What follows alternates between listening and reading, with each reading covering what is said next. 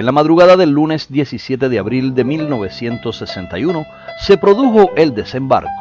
72 horas después, un centenar de invasores había muerto en combate y 1.189 fueron capturados por las fuerzas cubanas. Bueno, la forma que ha terminado se ha visto que es una derrota nuestra. 800 vástagos de las más rancias familias que abandonaron el país en 1959 y 135 exmilitares y miembros de los servicios represivos de Batista se declararon traicionados por el gobierno de John F. Kennedy. Estoy completamente arrepentido de lo que ha pasado y suplico al pueblo de Cuba que acepte este arrepentimiento mío, que yo estoy dispuesto a reparar mi falta, sea donde sea.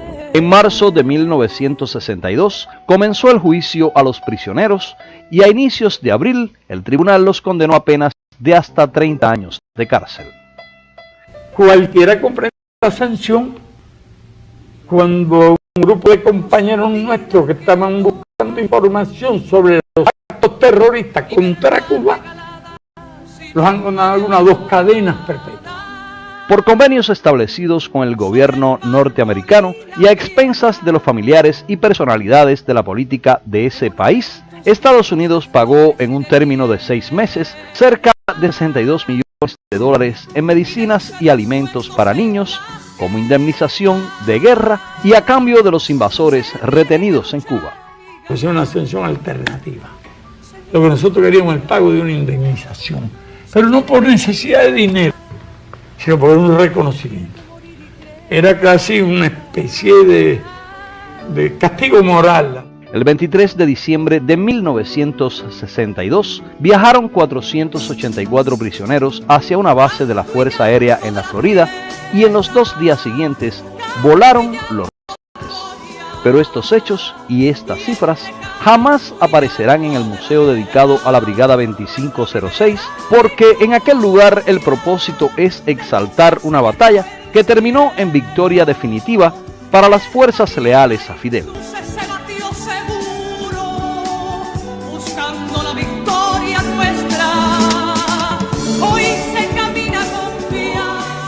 Retomamos la conversación con el historiador e investigador Andrés Saldívar Diegues, quien también es especialista del Memorial de la Denuncia y tiene publicado varios títulos acerca de Girón y otros asuntos históricos. Además, tiene investigaciones de gran valía acerca del tema específico que hoy tratamos en nuestro espacio televisivo. Le reitero los buenos días a usted, profesor. Muchísimas gracias por acompañarnos esta mañana. Gracias a ustedes. ¿Por qué podemos catalogar de irrefutables los juicios de marzo de 1962, que además se definen como un acto jurídicamente perfecto que demostró las características y métodos de la justicia revolucionaria, profesor? Bueno, porque refleja la realidad, Fue inobjetable el hecho acaecido, durante las prácticas de pruebas en el juicio se presentaron todas las evidencias materiales, se presentaron las confesiones y adicionalmente la confesión del principal responsable, la confesión del presidente Kennedy, que 3-4 días antes de la invasión había asegurado al mundo que Estados Unidos no intervendría militarmente en ningún momento ni apoyaría ninguna acción militar contra Cuba. 4 o 5 días antes de la invasión, y 3-4, creo que recordar que fue precisamente el 24 de abril, tuvo que asumir la paternidad de aquella derrota. En el juicio se fue preciso, se fue claro, y inobjetablemente, y se fue muy ético. Así que creo que eso responde a tu pregunta. Y hemos hablado de los enjuiciados, profesor, pero ahora quiero saber, coménteme, ¿quiénes conformaban el Tribunal Revolucionario al que tuvieron que enfrentarse a esos mercenarios? Bueno, fue un tribunal de primer nivel presidido por el comandante Augusto Martínez Sánchez. Lo conformaba también el comandante Manuel Piñeiro Lozada, Sergio del Valle Jiménez, Guillermo García Frías. Todo nuestro pueblo se da cuenta que son nombres de héroes de la revolución. El fiscal Santiago Cuba, el abogado defensor de oficio Cejas, el doctor Cejas. Eso conforma el tribunal. Y ese juicio comenzó a casi un año de la contundente derrota propinada a los invasores pagados y armados por Estados Unidos. Se dictó sentencia el 7 de abril de 1962, atendiendo a razones de principios enunciados por Fidel Castro, líder histórico de la Revolución Cubana, quien por aquel entonces, en su función de primer ministro, explicó que nunca se alentarían a los revolucionarios a la sed de venganza ni el odio. ¿Cuán consecuente se fue en este sentido? ¿Las condenas fueron las adecuadas, profesor? Sí, yo creo que en el primer momento, creo que respondí por adelantado, me referí por adelantado, sin recordar o sin pensar que ahora debía volver sobre el tema. Fue absolutamente lo adecuado. Yo creo que primero justo, enérgico, exigiendo lo que se le podía exigir a un cubano que traicionó a la patria, pero además la carga ética que estuvo presente. Yo te diría que sí fue un juicio justo, sí fue un juicio que se ajustó a las reglas de la justicia y del procedimiento.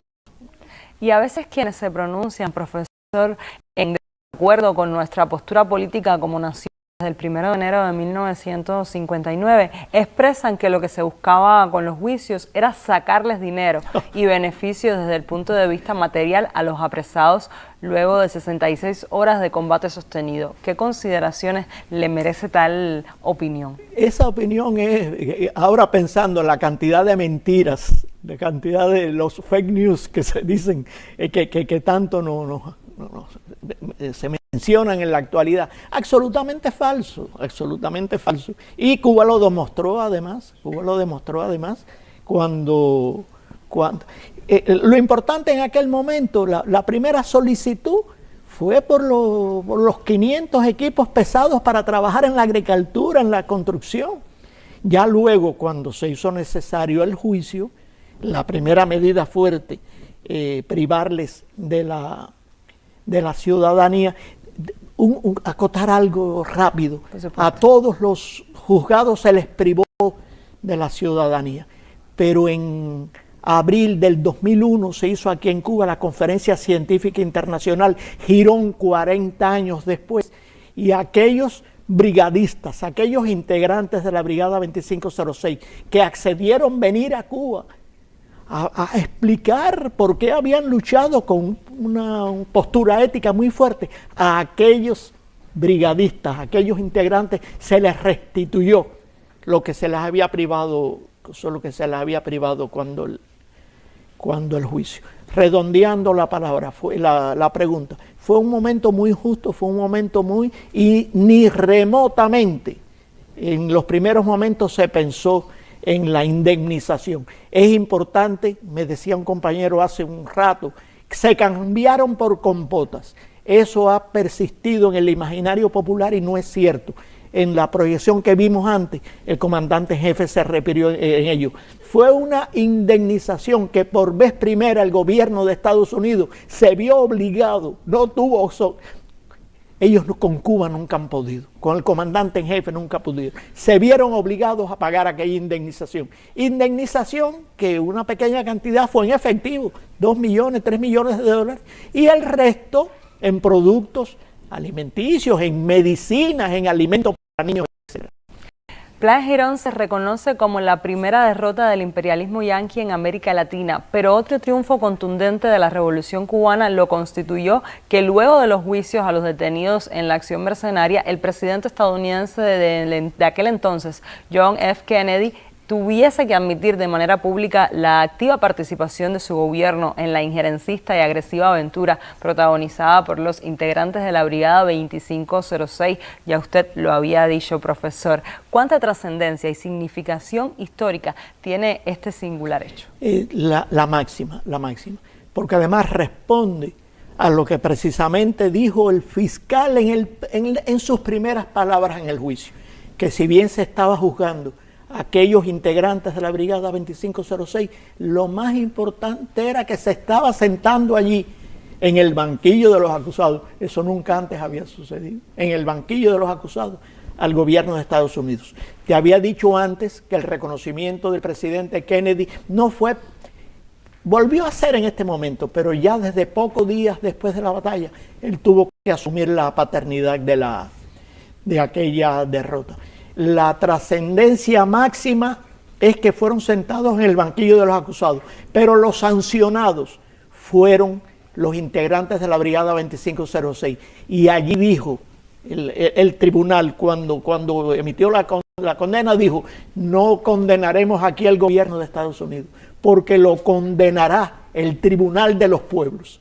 Sin dudas que los pueblos, el Tribunal de los Pueblos, sí ha condenado siempre al gobierno de Estados Unidos por aquella acción. Profesor, tendremos un tercer momento de conversación para continuar ahondando en este hecho histórico y sobre todo en esta parte de los juicios que es lo menos conocido quizás de Playa Girón. Usted continúe en nuestra sintonía.